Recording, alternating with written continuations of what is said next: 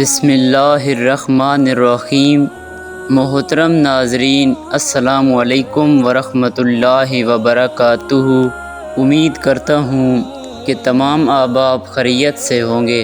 تو ناظرین، آج کی اس ویڈیو کے اندر ہم اچھی موت کی نشانی کے بارے میں جانیں گے۔ تو ناظرین، جیسا کہ آپ جانتے ہیں کہ موت کا ایک دم آنا افسوس کے لائق ہوتا ہے۔ تو ناظرین، اصل بات کی طرف چلتے ہیں، جو کہ یہ ہے کہ اچھی موت کی نشانی کیا ہے۔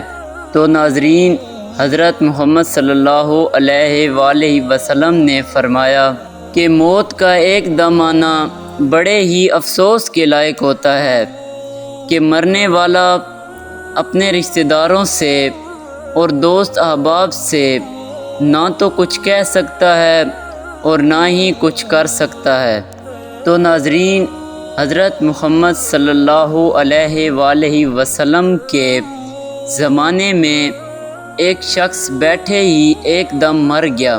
تو کسی نے کہا کہ یہ شخص اچھی موت مرا ہے کہ اس شخص نے نہ تو کوئی دکھ دیکھا اور نہ ہی کوئی پریشانی، اور اس دنیا سے رخصت ہو چلا۔